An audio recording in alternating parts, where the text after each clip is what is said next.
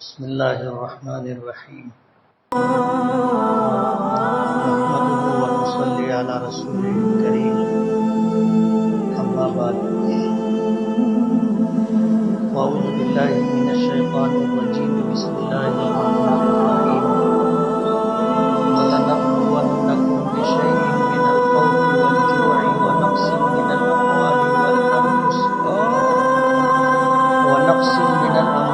وَالْأَنفُسِ وَالثَّمَرَاتِ وَبَشِّرِ الصَّابِرِينَ الَّذِينَ إِذَا أَصَابَتْهُم مُّصِيبَةٌ قَالُوا إِنَّا لِلَّهِ وَإِنَّا إِلَيْهِ رَاجِعُونَ أُولَٰئِكَ عَلَيْهِمْ صَلَوَاتٌ مِّن رَّبِّهِمْ وَرَحْمَةٌ وَأُولَٰئِكَ هُمُ الْمُهْتَدُونَ صدق اللہ العظیم۔ بزرگان محترم اور عزیز دوستو، اللہ کے نبی صلی اللہ علیہ وسلم کا ارشاد مبارک ہے کہ الدنیا سجن للمؤمن وجنت للکافر، کہ یہ دنیا ایمان والوں کے لیے قید خانہ ہے اور کافروں کے لیے جنت ہے۔ ظاہر بات ہے ایک قیدی اگر قید خانے میں ہو تو وہ رہائی اور آزادی کا انتظار کرتا ہے کہ اسباب بن جائیں، حالات بن جائیں، ضمانت ہو جائے اور میں جیل کی قید کی تنہائیوں سے اور پابندیوں سے نکل جاؤں۔ اور جو جنت میں رہتا ہو، باغات میں رہتا ہو، راحتوں میں رہتا ہو، تو وہ وہاں سے نکلنا نہیں چاہتا۔ علماء نے بہت عجیب و غریب بات لکھی ہے جو ہم سب کو یاد رکھنا چاہیے۔ فرمایا کہ اگر آدمی ایمان والا ہے اور اس کی زندگی اللہ تعالیٰ کے احکامات کی پابندی کرتے ہوئے گزر رہی ہے اور وہ اس بات کی کوشش کرتا رہتا ہے کہ اللہ پاک مجھ سے راضی اور خوش رہے،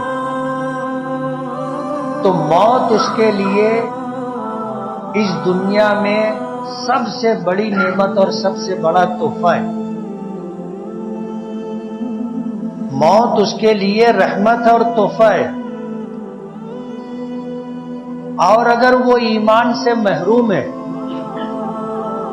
اللہ کو ناراض کرتے ہوئے زندگی گزار رہا ہے، من چاہی زندگی، من مانی زندگی گزار رہا ہے،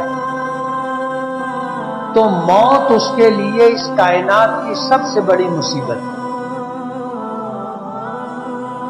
اور اسی بات کی طرف ہمارے آقا جناب رسول اللہ صلی اللہ علیہ وسلم نے ارشاد فرمایا، اشارہ کیا، ارشاد فرمایا کہ جب کسی کا انتقال ہوتا ہے، ہونا تو سبھی کا ہے، کوئی بھی ایسا نہیں ہے جو ہمیشہ رہے، اور ویسے بھی نبی کریم صلی اللہ علیہ وسلم اور آپ کی امت کو اللہ پاک نے اس دنیا میں رہنے کا موقع کم دیا۔ خود حضور نے فرمایا کہ میری امت کی اوسطاً عمر 60-70 سال ہے، اور آپ دیکھیں گے حضور کا وصال ہوا 63 سال کی عمر میں، حضرت ابو بکر صدیق کا وصال ہوا 63 سال کی عمر میں، حضرت عمر فاروق رضی اللہ تعالی عنہ کا وصال ہوا 63 سال کی عمر میں، حضرت عثمان غنی رضی اللہ تعالی عنہ کا انتقال ہوا 82 سال کی عمر میں، حضرت علی رضی اللہ تعالی عنہ کا انتقال اس سے بھی پہلے ہو گیا تھا، آپ کی شہادت ہوئی تھی اور 60 سال سے پہلے شہید ہو گئے تھے۔ تو ویسے بھی اس امت کو اللہ نے عمر کم دی، اور میں اس سے پہلے بتا چکا، وجہ اس کی یہ ہے کہ یہ جہاں، یہ دنیا، یہ عالم ہمارے لیے قید خانہ ہے، قید کی زندگی، اور وہ بھی لمبی زندگی کون پسند کرتا ہے؟ ہمیں زندگی اس طرح گزارنی ہے کہ صبح اٹھنے سے لے کر کے رات سونے تک قدم قدم پر ہم اللہ کے احکامات کے پابند ہیں.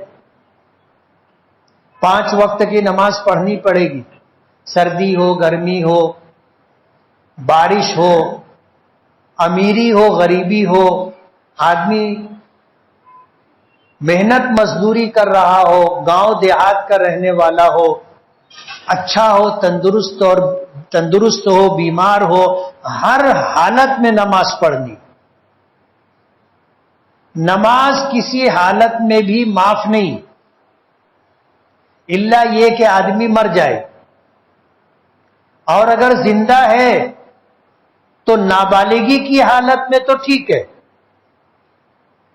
یا تو پھر دیوانہ اور پاگل ہو تو اس کے اوپر احکامات نہیں ہے تو نماز بھی نہیں ہے. ورنہ نماز ہر حالت میں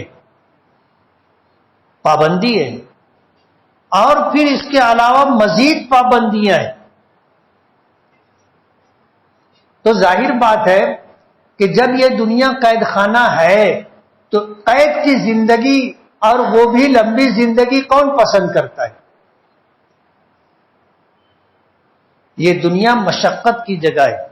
حدیث پاک میں آتا ہے المؤمن یموت بعرق الجبین، کہ ایمان والا پیشانی کے پسینے کے ساتھ مرتا ہے، یعنی اس کی زندگی مشقتوں کے ساتھ گزرتی ہے، محنت کے ساتھ، پابندیوں کے ساتھ گزرتی ہے، اور پھر پیشانی کے پسینے کے ساتھ اس کا انتقال ہوتا ہے. حضور پاک صلی اللہ علیہ وسلم نے فرمایا جب کسی کا انتقال ہوتا ہے تو 2 ہی حال ہوں گے، یا تو وہ نیک متقی پرہیزگار رہا ہوگا یا اس کے برخلاف ہوگا. اور جب اس کا انتقال ہو جاتا ہے اور وہ ایمان والا نیک شخص ہوتا ہے، جیسے میں نے پچھلے ہفتے یا پیوستہ ہفتے بتایا تھا کہ مرنے سے پہلے مرنے والے کو اس کا ٹھکانہ بتایا جاتا ہے. اگر وہ جنتی ہے تو پہلے اس کو جہنم بتاتے فرشتے، دیکھ تیرا ٹھکانہ یہ تھا. جہنم کو دیکھ کر کے اس پر ہیبت طاری ہو جاتی ہے. لیکن جب اس کو فرشتے یہ خوشخبری دیتے ہیں کہ تو ایمان لایا، اللہ کے حکموں کو پورا کیا، تابع داری کے ساتھ زندگی گزاری، بیمار رہا تو، تندرست رہا تو، غریب رہا تو، ہر حال میں تو نے اللہ کے احکامات کی تابع داری کی، اللہ تجھ سے راضی اور خوش ہے، اللہ نے اب اس کے بجائے تجھے یہ ٹھکانہ دیا. اس کو جنت دکھاتے ہیں. تو جب وہ مرتا ہے تو ایسا چہرہ اس کا پرسکون ہوتا ہے کہ لوگ دیکھتے ہیں تو تذکرہ کرتے، ایسا لگتا ہے جیسے سویا ہے.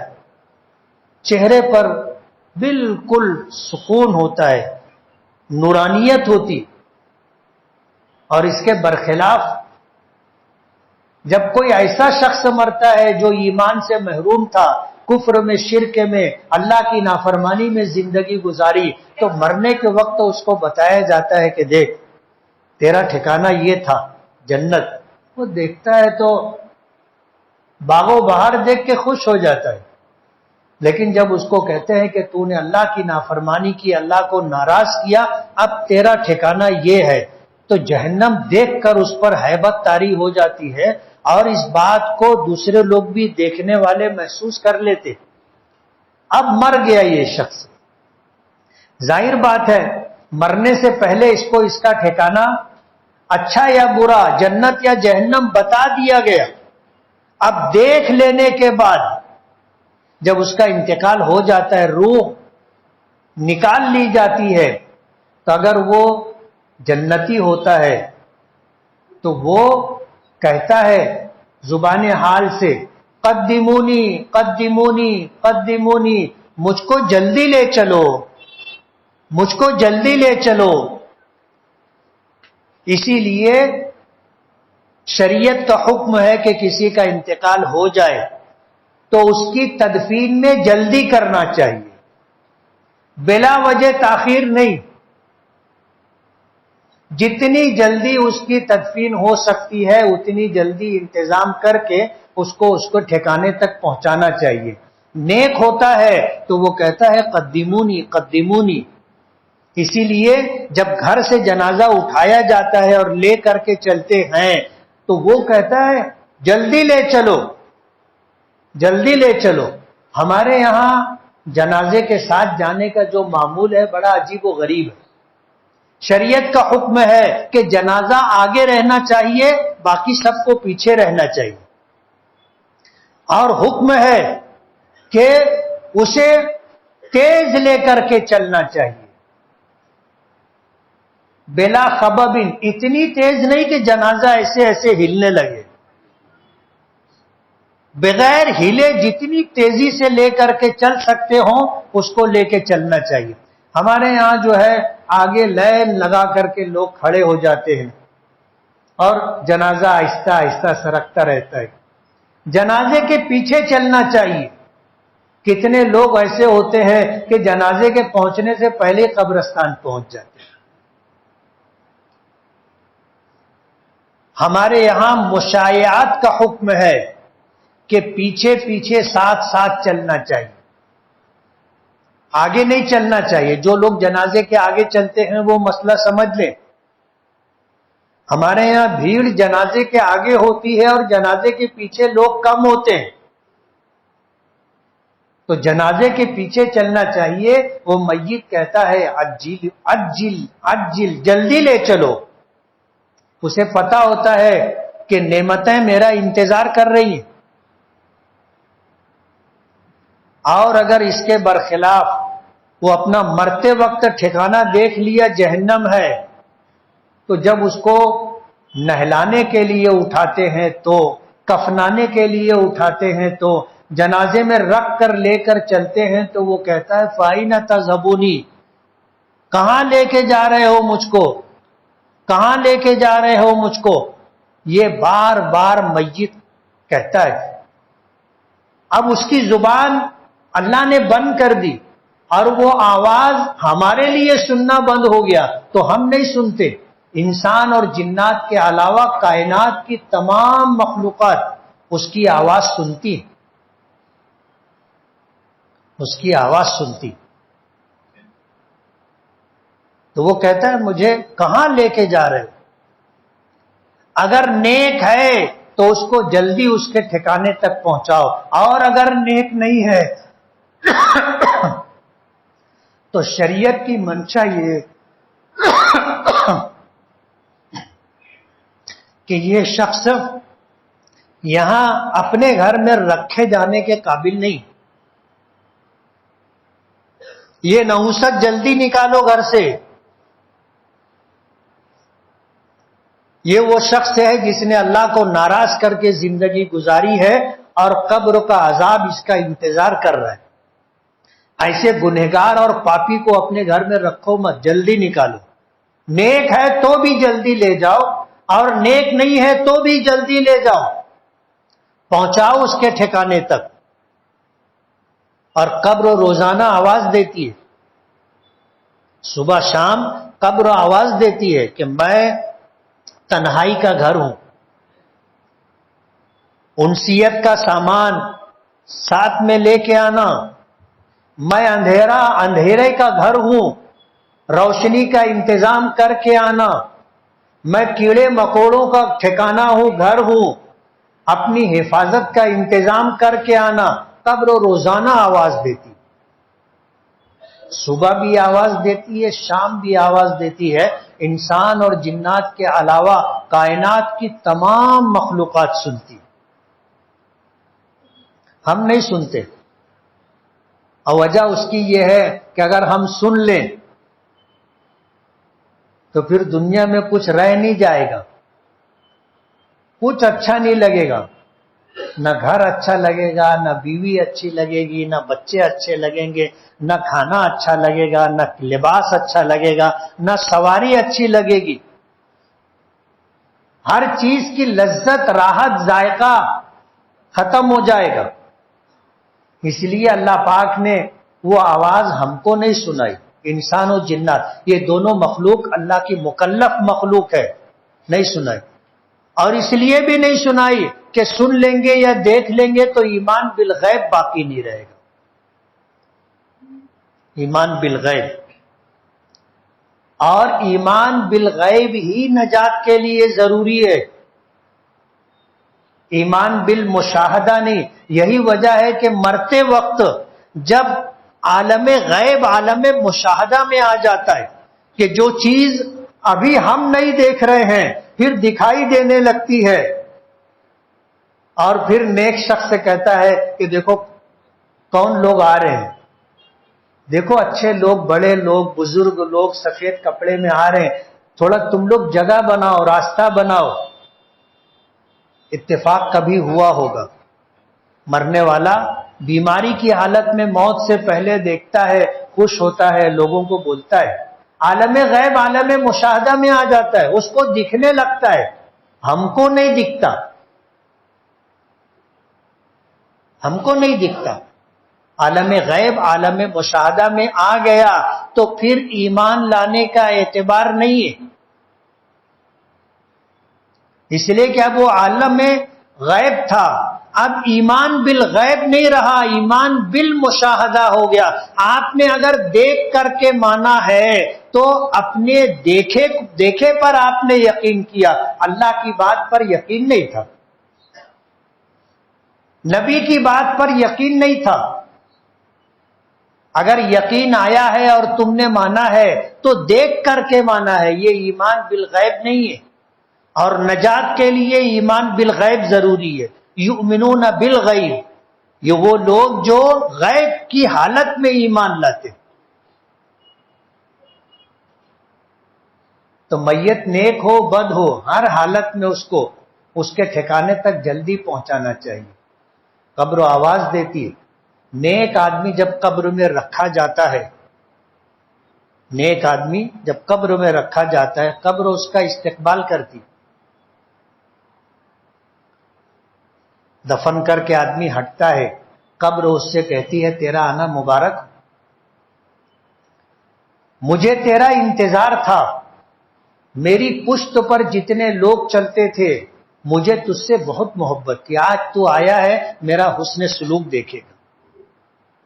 نیک تھا، نماز خوبصورت انسانی شکل میں اس کے ساتھ ہوتی ہے، روزہ، زکوٰۃ، حج، قرآن کریم کی تلاوت، صدقات و خیرات، دیگر نیک اعمال سب اس کے ساتھ ہوتے، وہ اکیلا نہیں رہتا، یہ سب اس کے ساتھ ہوتے۔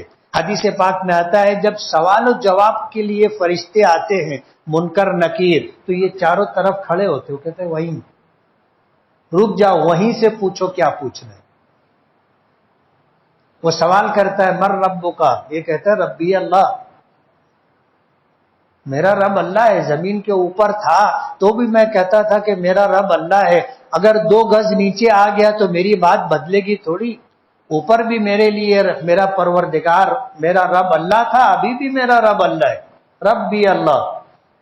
پھر پوچھتے ماں دینوں کا، تیرا دین؟ کہتا ہے دینی الاسلام، میرا دین اسلام تھا جس کے مطابق میں نے ساری زندگی گزاری۔ حضور پاک صلی اللہ علیہ وسلم کے متعلق پوچھا جاتا ہے کہ تم ان کو پہچانتے ہو، ان کے بارے میں کیا کہتے ہو؟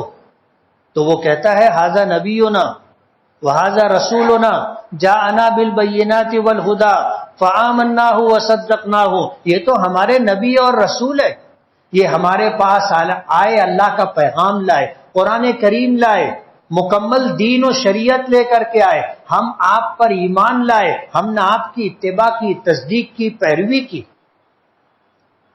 وہ فرشتے کہتے ہیں نم کنومت العروس، دلہن کی طرح بے خوف سو جا۔ حدیث پاک میں آتا ہے کہ جب یہ سوئے گا، اللہ نیند مسلط کریں گے، یہ سوئے گا تو قیامت کی صبح تک سوئے گا، قیامت کی صبح تک۔ قیامت آئے گی، سارے جیتے انسان مر جائیں گے، دوبارہ سور پھونکا جائے گا، لوگوں کو زندہ کیا جائے گا، تب یہ اپنی قبروں سے اٹھے گا۔ اسے ایسا لگے گا کہ بس ابھی سویا تھا، نیند پوری نہیں ہوئی، اٹھنا پڑا۔ برزخ کا اتنا لمبا زمانہ اس کے لیے اتنا مختصر لگے گا کہ بس ابھی سویا تھا اور اٹھا، نیند پوری نہیں ہوئی۔ کبھی کچی نون سے آدمی اٹھتا ہے تو کیسی کیفیت ہوتی، اور اگر اس کے برعکس ہوا تو وہ قبر کہتی ہے کہ تیرا آنا نامبارک ہو منحوس، میری پشت پہ جتنے لوگ چلتے تھے سب سے زیادہ تجھ سے نفرت تھی، آج تو میرے پاس آیا ہے، میرا سلوک دیکھے گا۔ اور قبر اس کو پھر اتنی زور سے بھینچتی ہے، حضور نے اشارہ دکھا کر کے بتایا کہ اس کی پسلیاں آپس میں ایسے گھس جاتی،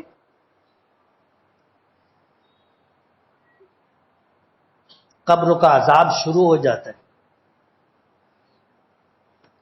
اور پھر یہ عذاب قیامت تک رہے گا، قیامت تک رہے گا۔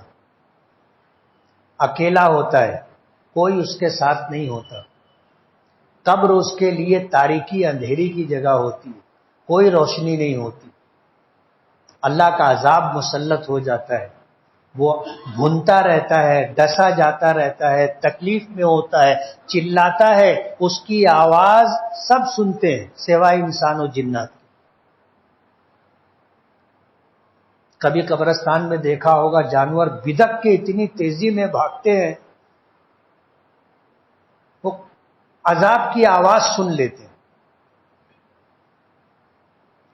اور حدیث پاک میں ہے عذاب القبر حق، قبر کا عذاب برحق ہے۔ قرآن کریم کی آیت میں نے پڑھی وَلَنَبْلُوَنَّكُمْ بِشَيْءٍ مِّنَ الْخَوْفِ وَالْجُوعِ، اللہ پاک فرماتے ہیں کہ ہم تمہیں ضرور بھی ضرور آزمائیں گے، تمہاری آزمائش، تمہارا